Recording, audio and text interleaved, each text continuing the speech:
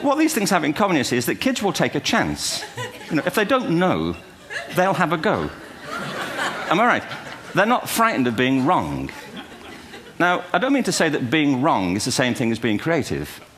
What we do know is, if you're not prepared to be wrong, you'll never come up with anything original. If you're not prepared to be wrong. And by the time they get to be adults, most kids have lost that capacity. They have become frightened of being wrong. And we run our companies this, by the way. We stigmatize mistakes. And we're now running national education systems where mistakes are the worst thing you can make. And the result is that we are educating people out of their creative capacities. Picasso once said this. He said that all children are born artists. The problem is to remain an artist as we grow up. I believe this passionately, that we don't grow into creativity, we grow out of it. Or rather, we get educated out of it. But something strikes you when you move to America and when you travel around the world. Every education system on Earth has the same hierarchy of subjects. Everyone, doesn't matter where you go. You think it would be otherwise, but it isn't. At the top are mathematics and languages, then the humanities, and at the bottom are the arts, everywhere on Earth. And in pretty much every system, too, there's a hierarchy within the arts. Art and music are normally given a higher status in schools than drama and dance. There isn't an education system on the planet that teaches dance every day to children the way we teach them mathematics. Why? Why not? I think this is rather important. I think maths is very important, but so is dance. Children dance all the time if they're allowed to. We all do.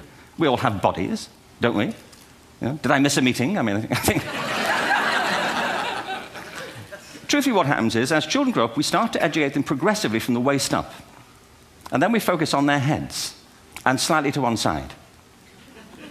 If you were to visit education as an alien and say, what's it for, public education, I think you'd have to conclude, if you look at the output, you know, who really succeeds by this? Who does everything they should? Who gets all the brownie points? You know, who are the winners? I think you'd have to conclude the whole purpose of public education throughout the world is to produce university professors. Isn't it? They're the people who come out the top. And I used to be one. So there, you know. Our education system is predicated on the idea of academic ability. And there's a reason. The whole system was invented around the world. There were no public systems of education really before the 19th century. They all came into being to meet the needs of industrialism. So the hierarchy is rooted on two ideas. Number one, that the most useful subjects for work are at the top. So you were probably steered benignly away from things at school when you were a kid, things you liked, on the grounds you would never get a job doing that. Is that right? Don't do music, you're not going to be a musician. Don't do art, you won't be an artist. Benign advice. Now, profoundly mistaken. The whole world is engulfed in a revolution. And the second is academic ability, which has really come to dominate our view of intelligence because the universities designed the system in their image. If you think of it, the whole system of public education around the world is a protracted process of university entrance. And the consequence is that many highly talented, brilliant, creative people think they're not, because the thing they were good at school wasn't valued or was actually stigmatized. And I think we can't afford to go on that way.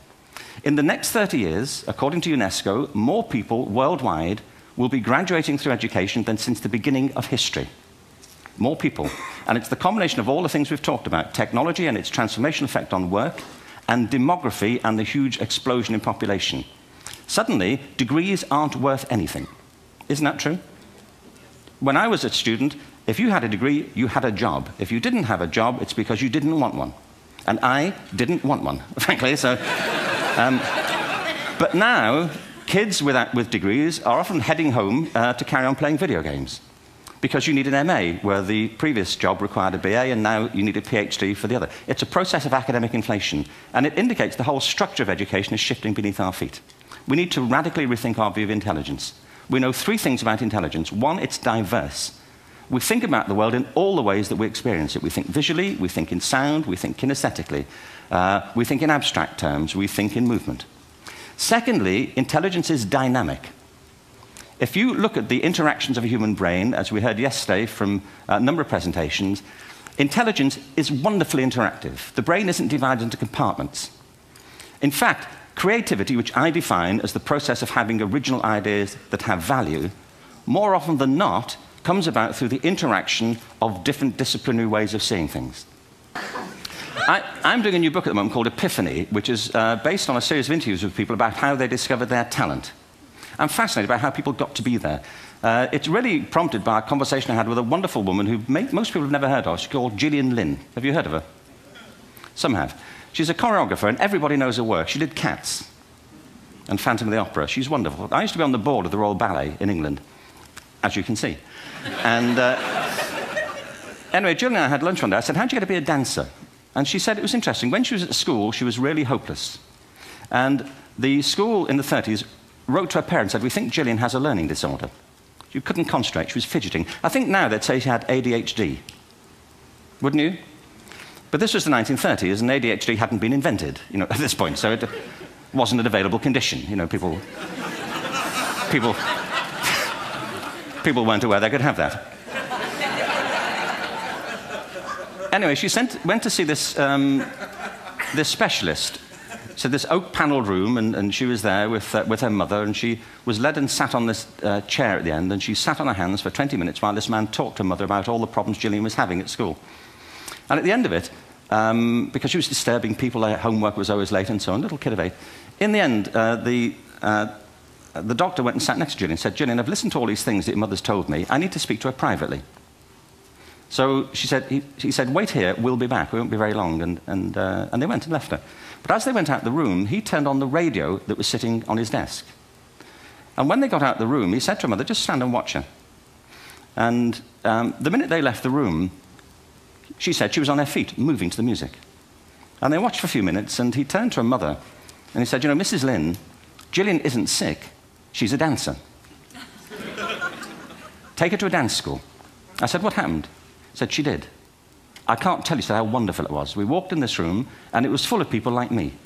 People who couldn't sit still. People who had to move to think. Who had to move to think. They did ballet, they did tap, they did jazz, they did modern, they did contemporary. She was eventually auditioned for the Royal Ballet School. She became a soloist. She had a wonderful career at the Royal Ballet. She eventually graduated from the Royal Ballet School, found her own company, the Gillian Dance Company, met Andrew Lloyd Webber. She's been responsible for some of the most successful musical theatre productions in history. She's given pleasure to millions, and she's a multi-millionaire. Somebody else might have put her on medication and told her to calm down. Now, I think...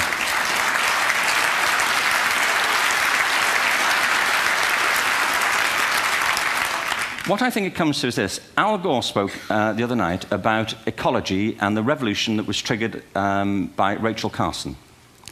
I believe our only hope for the future is to adopt a new conception of human ecology, one in which we start to reconstitute our conception of the richness of human capacity.